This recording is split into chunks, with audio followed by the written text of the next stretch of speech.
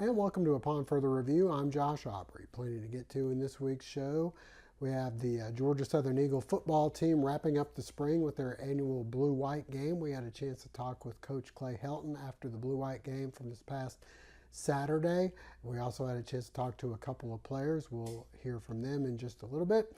The Georgia Southern baseball team back in action as well.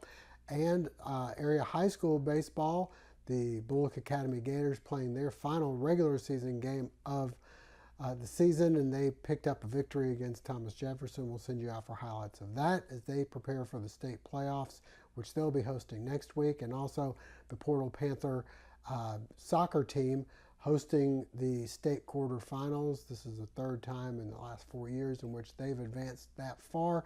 We'll send you out for some highlights of that, all that and more coming up on Upon Further Review. And a reminder before we go to break, hopefully you'll never be in an accident, but if so, please give our friends at the Sullivan Law Firm a call, 912-489-8888, or online at thesullivanlawfirm.com. McCooks Pharmacy, located on Highway 80 East, is family owned and operated by Lynn and Janie McCook, as well as their son, Josh McCook. Serving the Bulloch County area since 2005, McCooks Pharmacy offers fast and friendly service where the customers come first. Vaccinations are available, including shingles, flu, pneumonia, and Tdap. Drive-through service is available with 2 drive-through windows for your convenience. McCooks Pharmacy offers free local deliveries, and new customers are always welcome.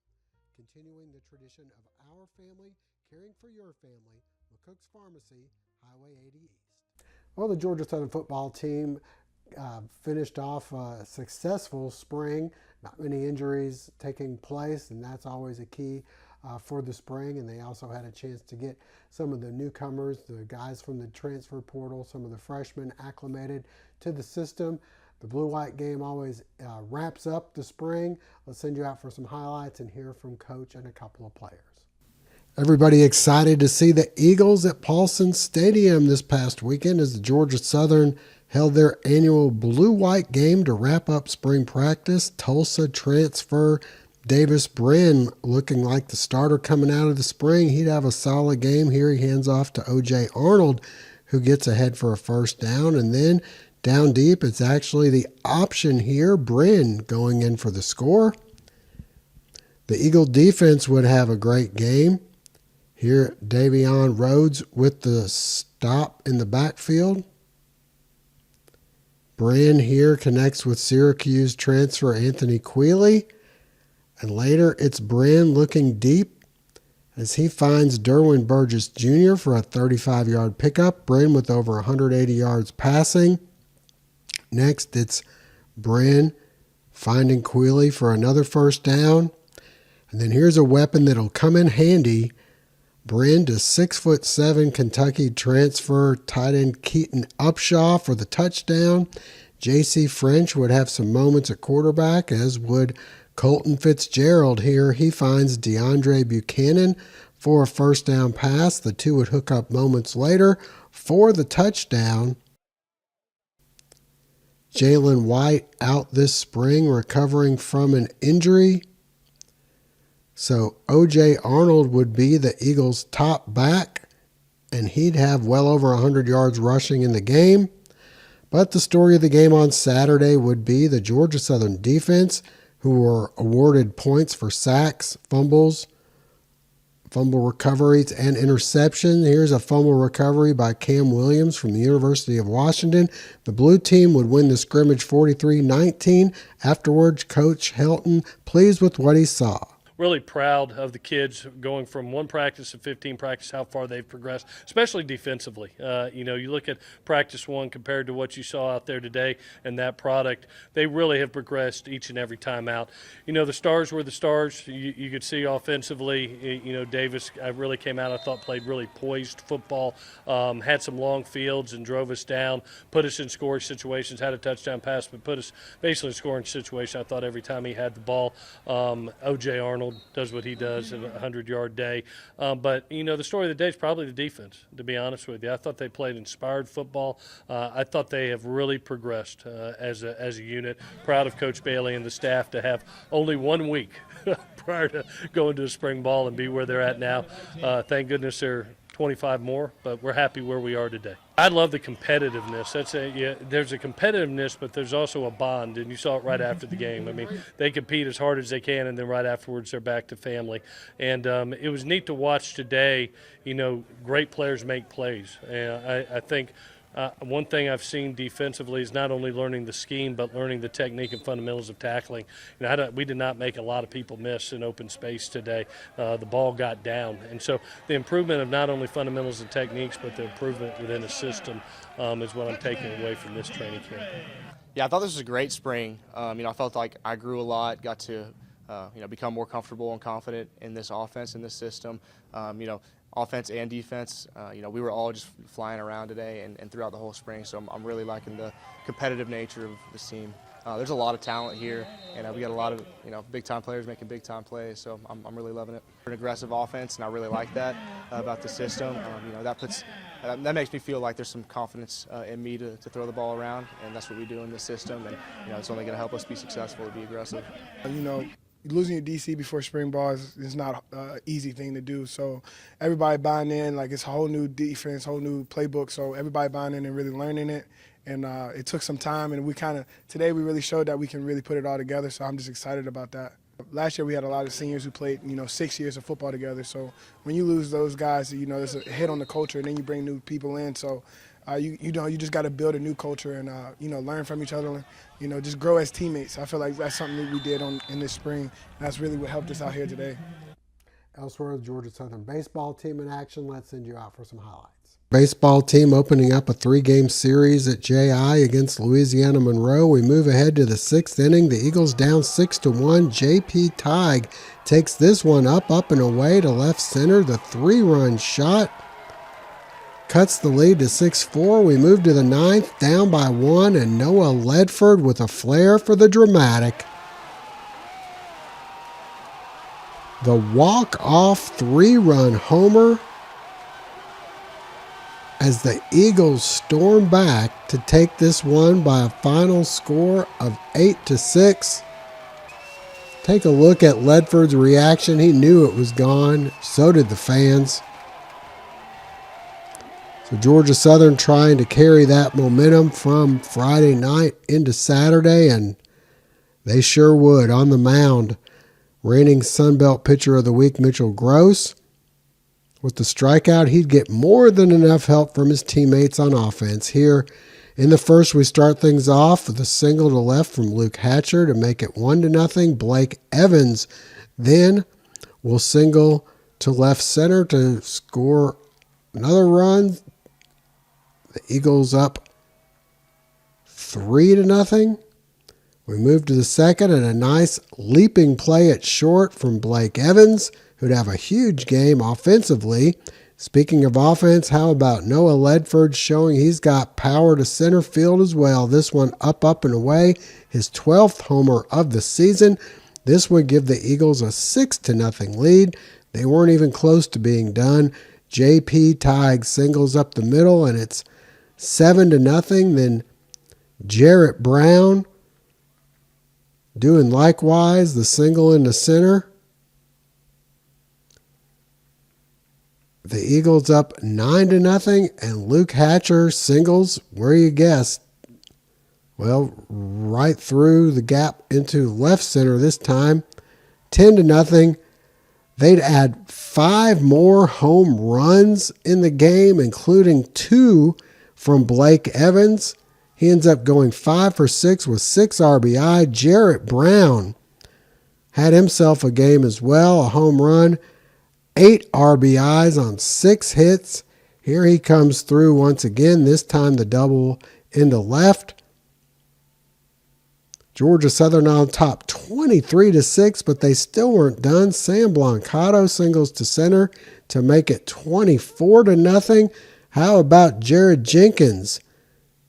He goes the opposite field 2 more runs score. It's 26-6. Back to Brown we go for another RBI single into center field. The Eagles would wind up breaking their school record. This is the kind of game it was for ULM. They bring in their center fielder, and they might have used him out there. They go on to win by a final of 35-8. So we move over to Sunday, and the Eagle defense with a nice play early on. The opposite field drive into left on the hit and run. J.P. Tighe makes the catch, and then he'll double off the runner at first, the rare 7-3 double play. As far as the bats go, the Eagles continue to hit the ball. Corey Dowdell, the RBI single to center. Blake Evans then coming through with the double to left. The Eagles take a 3-0 lead. Tied at 3 briefly. Corey Dowdell, the batter, the bases loaded. And he comes through with a 400-plus foot grand slam. The Eagles take a 7-3 lead. They weren't done. And again, the Warhawks just having their struggles everywhere, including in the field. This ball will end up dropping in for a hit. And then J.P. Tighe, the 2-run double to left, makes it 9-3. Statesboro's J.D. Kaiser with a 3-for-3 game, including this shot off the blue monster and right for an RBI single. Speaking of red hot, how about Jesse Sherrill, who's now batting .429? Here an RBI single. And then how about Jarrett Brown? The bases loaded. He just misses a grand slam. He's got a team-high 58 RBIs on the season. And finally, Dowdell with the finishing touch. He'd go 4 for 5 with 6 RBIs as the Eagles win a run rules shortened game, 15-3, scoring 50 runs in 2 games. And stay with us. High school action coming up next.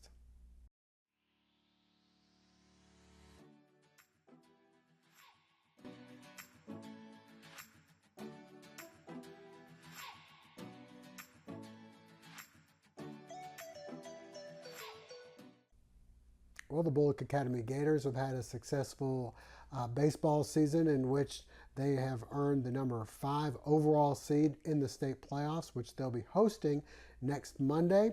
The Gators wrap things up at home against Thomas Jefferson. Let's send you out for some highlights. Bulloch Academy looking for some payback, wrapping up the regular season against Thomas Jefferson. TJ up 2-0.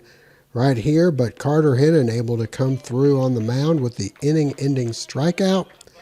He'd get some offensive help from his teammates. Andrew Welker helping the Gators with the RBI single to right. Next, the hot shot to third by Waylon Boyd. Good enough to bring in the runner from third. Blake Dollar right back for TJ, though. The opposite field double. In comes Samuel Smith to give the Jags a 4-3 lead, but the Gators respond. Carter Hennon not wanting the L on the mound as he takes this one up, and away to left center. The walk-off home run as the Gators come back to win 5-4.